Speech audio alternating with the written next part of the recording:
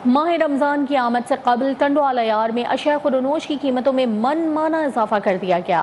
प्याज 180 रुपये और टमाटर 150 फी किलो फरोख्त किया जा रहा है। इस वक्त नुमाइंदा न्यूज़1 तारिक हमीद अब्बासी सब्जी मार्केट में मौजूद हैं। तफसीलात उनसे जान लेते हैं। तारिक, आगाह कीजिएगा, महंगाई की इस वक्त क्या सूरत हाल है?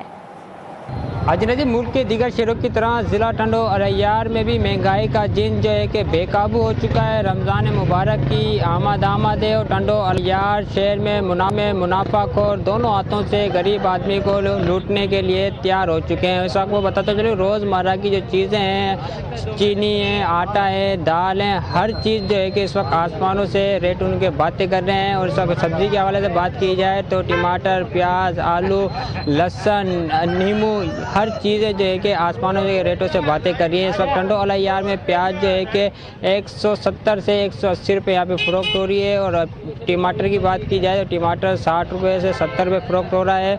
आलू की बात की जाए तो 40 रुपये 50 रुपये फ़ी किलो यहाँ पे फ़रोख्त हो रहा है। तो दीगर सब्ज़ी जो है तो इसी वजह से जो है कि उनकी कीमतों में भी 10 से 20 रुपये का इजाफा हो चुका है। जिसके बाद जो है कि फ्रूटों की बात की जाए तो फ्रूटों के भी दामों में इजाफा हो चुका है। और टंडो अल-अयार की ज़िले इंतज़ामिया जो प्रासपुर कमेटियाँ जो गैर फाल हो चुकी हैं, मंजर आम से में गायब दिखाई देती है। मुनाफाखोरों के खिलाफ कोई भी कार्रवाई नहीं हो रही है। मुनाफाखोर जो है कि आवाम को लूटने के लिए तैयार हो चुके हैं और ज़िले इंतजामिया की जानिब से जो है कि इनके खिलाफ कोई भी कार्रवाई नहीं की जा रही। जब हमारे यहाँ से शहरियों से बात की तो शहरियों का यही कहना था कि रमज़ान की आमद से कबल ही जो हर चीज़ों में जो है कि 20 से 30 रुपये का इजाफा कर दिया गया है। रमज़ान मुबारक का महीना जो बरकत हो महीनों का है।